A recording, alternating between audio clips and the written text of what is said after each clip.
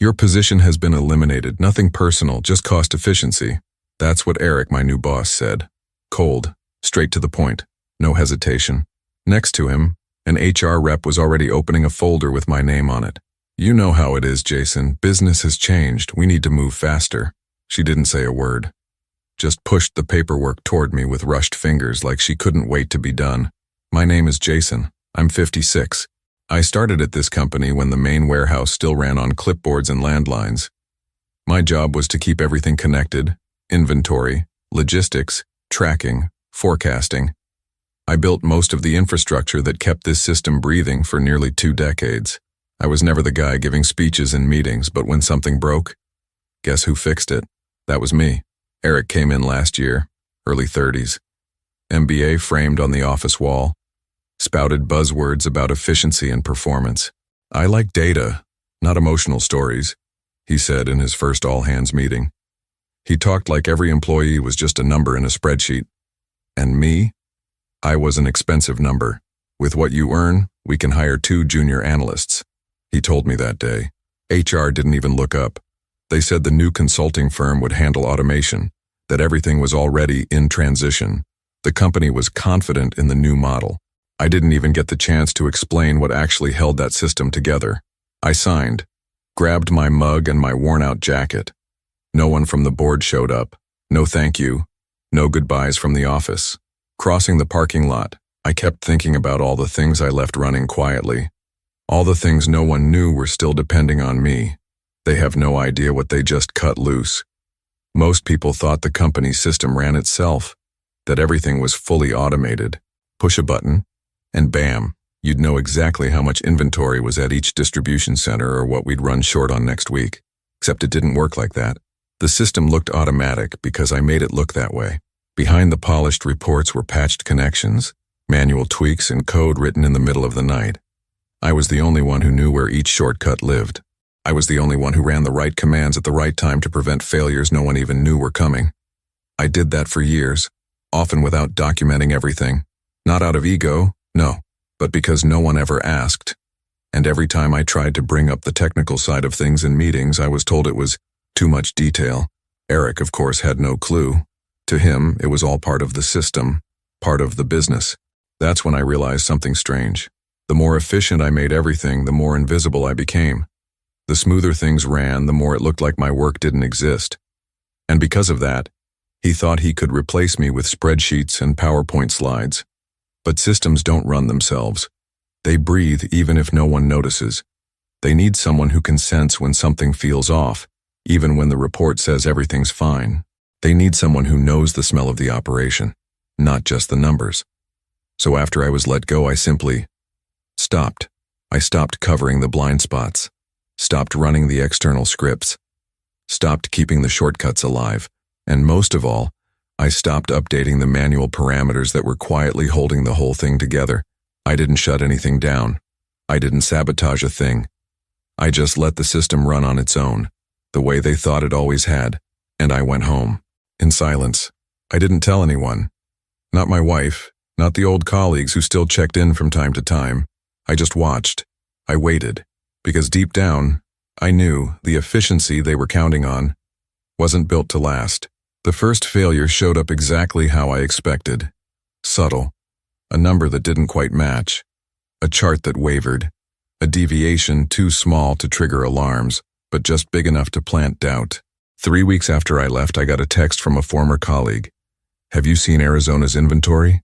Something's off. I ignored it. The following week, off turned into urgent. One of the Arizona distribution centers, one of the company's largest, reported a supply breakdown in 3 major perishable categories. Produce, dairy, and meat were either delayed or didn't show up at all. Customers started calling, furious. Regional stores were left with empty shelves. I heard about it from the few colleagues still on the inside. No one said my name, but the questions were all the same. How did this happen? Didn't the system catch it? Hasn't it been years since anything like this happened? The following Monday, 2:43 a.m., my phone rang. Unknown number. I let it ring out and go to voicemail. A few minutes later, the notification popped up. Eric left a voicemail. I waited for sunrise before I listened. His voice was tense, faster than usual. Gone was the air of superiority. He said, "Hey, Jason, this is Eric. We're having a small issue with the demand forecasts. The reports are inconsistent. I was hoping you could help clarify a few routines. No need to come into the office, we can just talk over the phone, thanks." I hung up, took a deep breath. No surprise. I knew exactly what was happening. The system was reading outdated data. The seasonality parameters, the ones I used to update manually, hadn't been touched. The formulas were amplifying noise, and no one there had a clue where it all began because it was mine. Built not from textbook theory, but from years of real-world pattern recognition. On the second day, another message came in. "We're seeing discrepancies between inventory and dispatch. One of the reports may have frozen. Let me know if you can help." By the third day, urgency had turned into panic. 7 calls, 3 texts, 2 email attempts. Each one included the words urgent or "we really need your insight." I didn't respond. By the end of the week, a friend who still worked there gave me a call. He said Eric was pacing around the office, pale, sweating, trying to get through to the very consulting firm he'd brought in. The junior analysts were lost, chasing down inconsistent reports, trying to figure out why high-value shipments were being sent to distribution centers that were already full, while others sat empty. On the surface, everything seemed to be working. The systems were still producing reports, but the data was wrong. The decisions? Misguided. And the tracking, the crown jewel of their automation, had started to fail too. In a meeting, one of the supervisors said out loud, "These kinds of mistakes never used to happen." And that's when something struck me. People didn't remember me by name, but they remembered when things worked, when the company ran smoothly, when the operation felt predictable, when deliveries showed up on time in the right place. Now, it was chaos. Friday afternoon, I got another call, the 9th that week. I didn't pick up, but I stared at the screen for a long moment. For the first time, I imagined what he must have looked like, sitting in that director's chair, surrounded by screens, drowning in the numbers he loved so much, but with no story to explain what was happening. The system was collapsing, and he still had no idea what was coming next. I never imagined silence could be this loud. That week, I didn't have to do anything but keep my phone turned off. The messages kept coming. At first, just from Eric, then from 2 supervisors, and eventually, someone from legal reached out asking to schedule a formal conversation. They said it wasn't about liability, just technical clarity. But I knew what it really was. Panic over the system collapsing. I didn't reply, not because I was seeking revenge, not yet, but because I was still processing. I had been loyal for nearly 2 decades, never let a mistake slide, never refused to help. And now, I was being treated like a ghost, someone they could summon only when it suited them. In a way, it felt like I was still working for them. Only now, my job was to do nothing, to watch, and what I saw was an implosion. The demand forecast failed in 3 states. The system began suggesting illogical stock transfers. One distribution center received 3 shipments of the same item and ran out of physical space. Meanwhile, other centers got trucks carrying barely half of what they needed. No one could pinpoint exactly where the error was, because it wasn't an error, it was absence. The absence of someone who understood the undocumented details, the blind spots no system could ever recognize, the patterns only a human sees after years of staring at the same numbers with different eyes. A friend called me, speaking in a low voice. "The mood here is awful. Meeting after meeting. The board is starting to suspect this isn't just a technical glitch." The word board sent a chill through me. It was rare for the higher-ups to get involved in operations. If the board was paying attention, it meant the numbers were becoming headlines. Maybe contracts were being threatened. Maybe clients were calling directly. And I knew exactly how that kind of pressure worked. Eric sent one last email late that Friday. Cold, formal, brief. "Jason, we'd like to have a conversation. We're open to a short-term consulting arrangement. This is urgent. Please reach out." I stared at that email for several minutes. And for the first time, I felt a flicker of satisfaction. Not because he was failing, but because finally he was starting to understand. You don't build a company on efficiency alone. You need respect. You need history. You need people. That night, I left the house and drove out to the main warehouse. I parked far away just like I used to in those early years. The building was lit up, a few cars, almost everything dark. I sat there watching from behind the windshield. Didn't get out. Inside, someone was probably trying to figure out where the system had failed, looking for answers on some screen, running from one meeting to the next, trying to save the operation. And me, I was just watching. I could have replied, could have fixed most of the issues in under 2 hours. But I didn't, because for the first time in a long while, I realized my silence was saying everything I needed to say. Eric loved numbers. Now he was drowning in them. And I hadn't even started moving yet. By Monday, the shelves started to empty, not behind the scenes, out front, in the stores. Customers began to notice. And that's when the problem stopped being technical and became public. A supermarket in Flagstaff posted on social media. Second week without fresh produce restock. Anyone know what's going on with the distribution center? The post went viral. The company tried to respond with a generic statement. We are currently experiencing isolated supply chain challenges and are working swiftly to resolve them. But no one bought it, because the empty shelves were right there, and the drivers started talking. They said they were getting conflicting instructions, being rerouted mid-trip, or sitting idle for hours waiting on loads that didn't exist. All of this was predictable, because I knew exactly where the system would fail first. I knew that without the regional forecast adjustments I used to make every month, the system would start breaking down in areas with strong climate variation. Arizona was one of them. Southern California would be next. And then, it was. A store manager I'd known years ago called my personal phone. He sounded genuinely concerned. Jason, they're sending trucks with the wrong loads. Chicken where there should be fish. Dairy without enough refrigeration. What the hell is going on in there? I simply replied, I'm not in there anymore. Silence on the other end.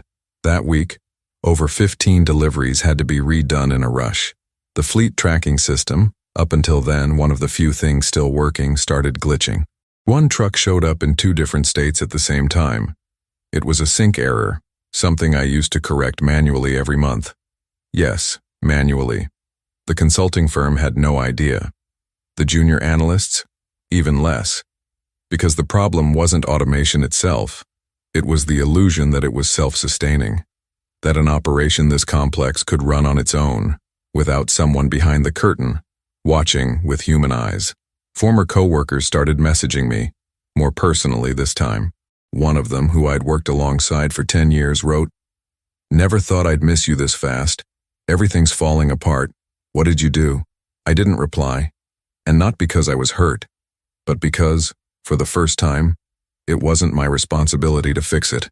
I watched from a distance, ate lunch slowly, took walks around the neighborhood, went to bed early, and every now and then, I'd get an informal update from someone still inside the office. The chaos was now visible, and the board started to move. Word got out that there had been an emergency meeting with senior leadership. They were demanding detailed explanations. They wanted to know why the modernized system was causing losses, why no one had seen the performance drop coming, and most importantly, they wanted to know who was behind the old system, the one that, according to internal reports, had kept everything running smoothly for nearly a decade. In one meeting, a board member asked out loud, Does anyone know who built this architecture, who maintained it? No one answered. That night I received an email. Subject, We need to talk. Not signed by Eric, not by HR, but by the CTO, Chief Technology Officer of the entire holding. Just one line. Jason, are you available for a meeting? I replied to the email with 3 words. Depends on the offer. 2 days later, they scheduled a meeting. Virtual, formal, with cameras on, and with Eric. He showed up speaking more softly than usual. Tired face, deep circles under his eyes. No corporate smile.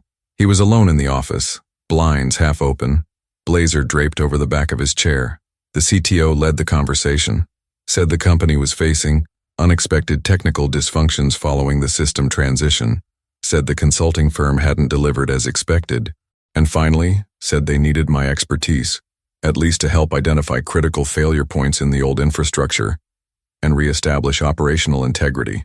Translation: the business was sinking, and no one knew how to stop it. I stayed silent. Then Eric spoke. Jason, I know we didn't get off to a great start.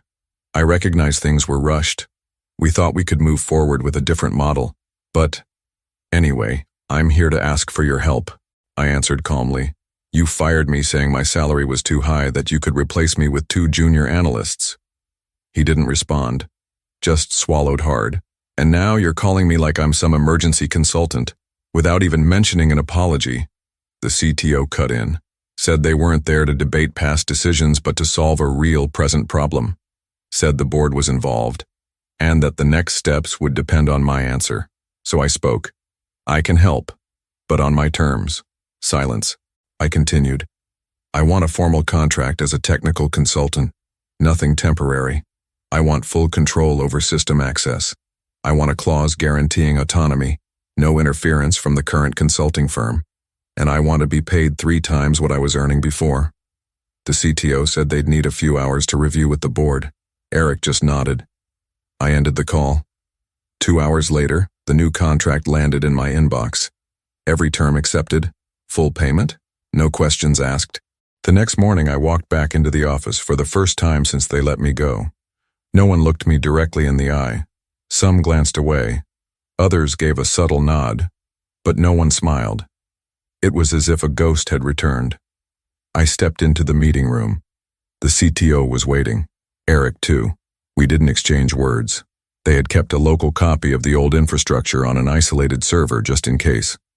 I requested remote access and started there. When I opened my files, my hand trembled slightly.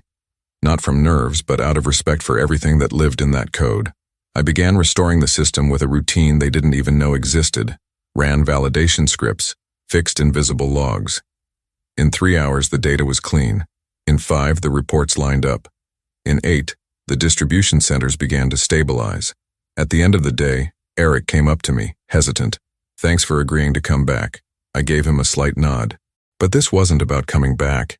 It was about proving that behind all the systems, all the business, there are still people, and that the real cost of cutting a loyal worker loose is never truly knowing what he was holding together. I came back, but not as an employee. I returned as an independent consultant with full autonomy and unrestricted access. I had my own office, a temporary badge that no one could revoke without board approval, and most importantly, a contract that protected me from interference. In those first weeks, no one came near me. I walked the halls, and eyes turned away. It wasn't fear, it was discomfort. The presence of someone they had discarded, now back, and with more authority than before, disrupted the unspoken hierarchy of the office. Eric avoided me, but every now and then, I'd catch him walking quickly past rooms, head down, pretending to be too busy to talk. At my desk, I found an old notebook, the one I used to record manual adjustments to critical routines. Each note was a reminder of how invisible my work had been, and how much it had held that business together, unnoticed. My first act was to reorganize the architecture that had been torn apart by the consulting firm. I didn't tear anything down, I just replaced it layer by layer, everything they had automated without understanding. I built invisible redundancies, hidden parameters that only responded to my password, contingency scripts with validations that looked like part of the system, but only ran with my final input. No one noticed. The operation was back to normal within 2 weeks. Shelves were restocked. Reports stopped triggering false alarms. Deliveries began to follow logical routes again. The board breathed a sigh of relief, and Eric disappeared. He started working from home, joined meetings by video only. When he did show up, he said little, gave no orders, offered no suggestions. It was as if he had been neutralized, without anyone needing to take him down directly. One supervisor pulled me aside and whispered, "The guy's become a background character in his own leadership." I nodded. In the 3rd week, I updated the system core with a new security layer. I called it the Operational Consistency Interlock, a technical generic name. No one dared to question it. But inside that layer, I left a small message, coded as a comment. This layer needs a caretaker. The line didn't do anything. It didn't break anything. It was just there. A quiet reminder for anyone curious enough to look beneath the surface of a system that was now running flawlessly again. During one meeting, the CTO asked for my assessment, wanted to know if the operation was stable. I said it was. He smiled and said, "The board is impressed. With this kind of recovery, they think you should take on something bigger here." I looked at Eric, silent on camera, and replied, "I'd rather keep my autonomy. I like doing things my own way." The room went silent for a few seconds. Then they agreed. Later, alone in my office, I went over every line of code, fine-tuned the smallest details, reinforced the backups, but not for them, for me, because now everything that worked in that system depended on me, not out of ego, but out of skill, out of memory, out of history. The system was safe, but only for as long as I wanted it to be. 2 weeks after the full recovery, Eric's silence started to bother more than just me. It began to concern the board. He stopped presenting reports, no longer joined strategy meetings, spent most of his time working from home, claiming to be focused on alignment with the consulting firm. But the truth was simpler. He had lost control, and everyone knew it. Yes, the system was running, but not because of him, not because of the consultants. It was running because I came back. And no one could pretend otherwise anymore. That's when the invitation came. An in-person meeting. Boardroom, Wednesday, 2 p.m. When I walked in, they were all there, the names I'd only ever seen in emails.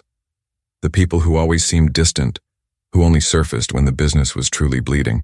They sat around a dark wooden table, each with a tablet or laptop in front of them. The chairman of the board opened the meeting. "Jason, I want to thank you for your willingness to step in. You saved the operation from real collapse. We know it wasn't just technical, it was deep business knowledge. We'd like to hear your perspective on what happened." I spoke calmly. It was a rushed replacement. They believed systems run on their own. That technology is enough. They forgot that behind every process is the experience of the person who built it. Automating without understanding is erasing living memory. Some nodded. Others took notes. Eric, present via video, remained motionless. I continued. There was a lack of humility, a lack of respect for the people holding the foundation together. One of the board members asked, "Do you see a risk of this happening again?" I answered, "If people keep being treated like replaceable parts, then yes."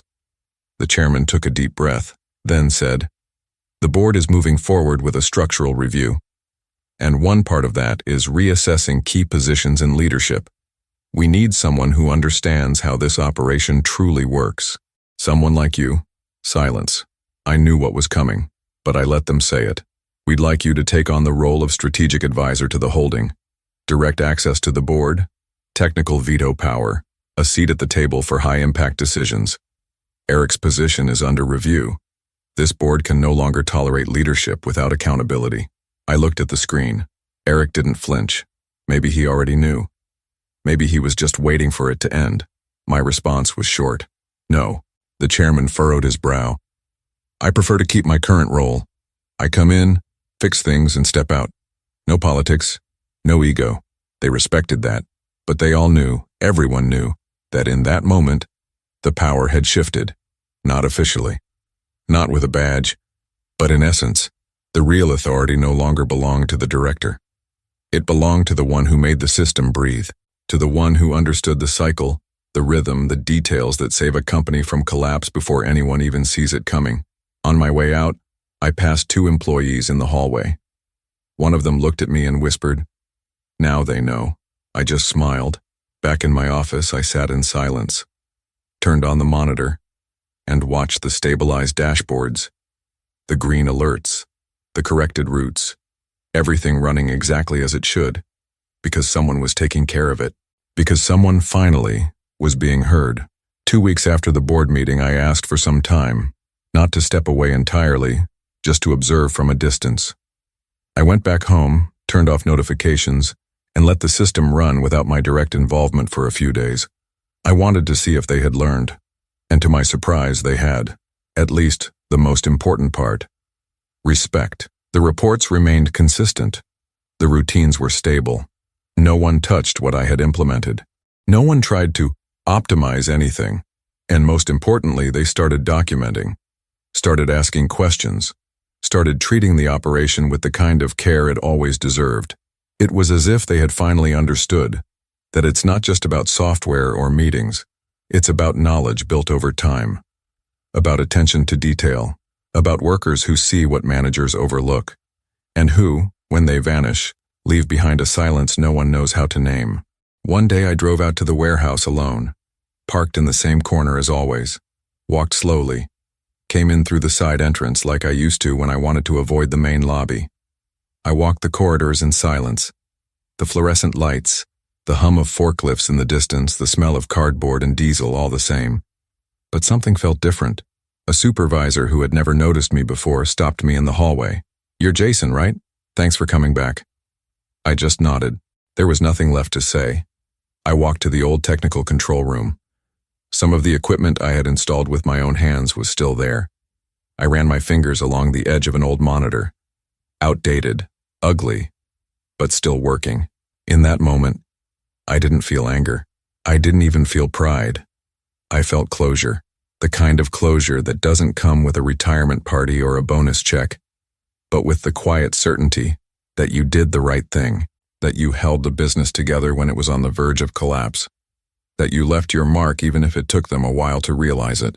Before leaving, I stuck a handwritten note to the wall of the control room. 3 words, "Take care of it." Nothing more. I left without telling anyone. Today I work on my own terms, take on consulting gigs when I choose to, and more importantly, I've never had to ask for recognition again. I know what I'm worth, and after that experience, so do they. The lesson? True efficiency doesn't live in cuts, charts, or meetings.